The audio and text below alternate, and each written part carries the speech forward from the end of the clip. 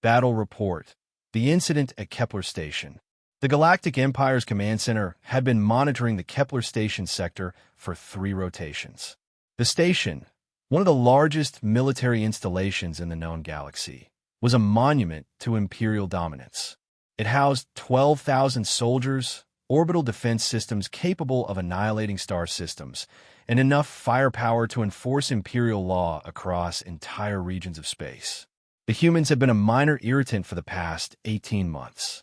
A developing species barely capable of interstellar travel had begun establishing colonies in what the Empire considered transitional territory. The Empire had sent a single destroyer, the Subjugator, to remind the humans of their insignificance and enforce Imperial territorial claims. The destroyer had been destroyed. A lone human vessel, barely larger than an Imperial fighter, had engaged the Subjugator, crippled its systems, and forced its evacuation. The Empire had found this unlikely.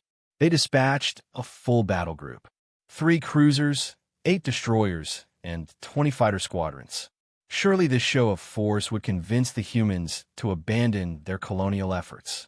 The humans sent 2 vessels instead of 1, and they won. Emperor Vathkul had ordered an immediate response. The Kepler Station commander, General Krellox, was instructed to prepare for full-scale invasion. The Empire would crush this upstart species and demonstrate Imperial supremacy across the galaxy. 20,000 additional soldiers were dispatched.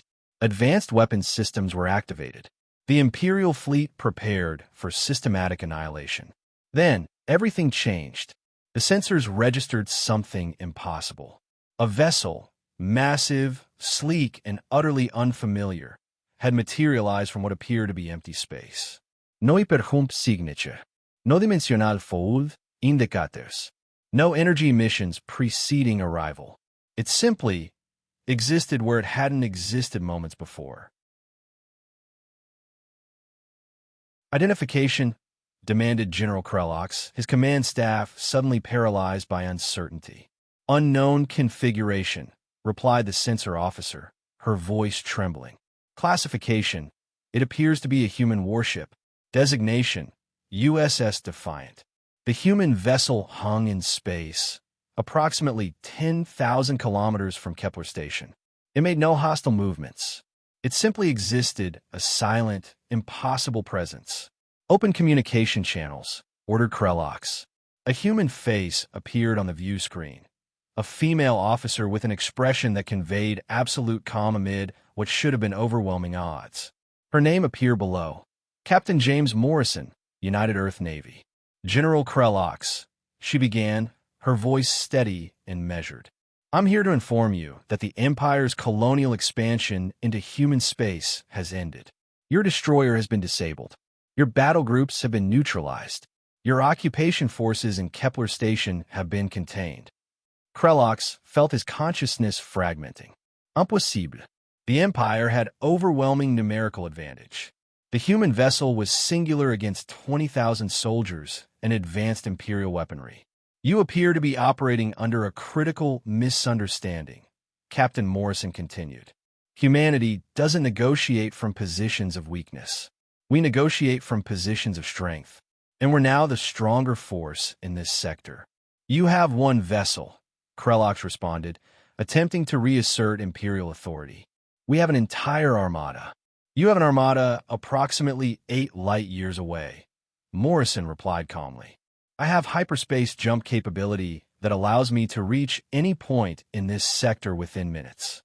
I also have weapons systems you haven't encountered yet.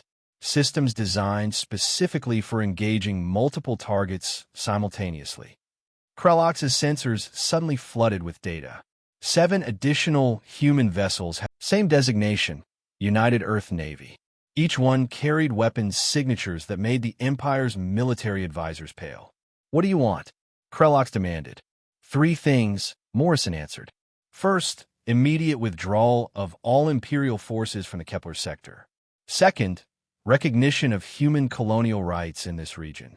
Third, a formal apology from the Galactic Empire for attempted subjugation of a sovereign species. The general stared at the view screen in disbelief. And if we refuse? Captain Morrison smiled. expression that somehow conveyed both warmth and absolute lethal capability. Then we'll remind you why humanity earned Death World classification.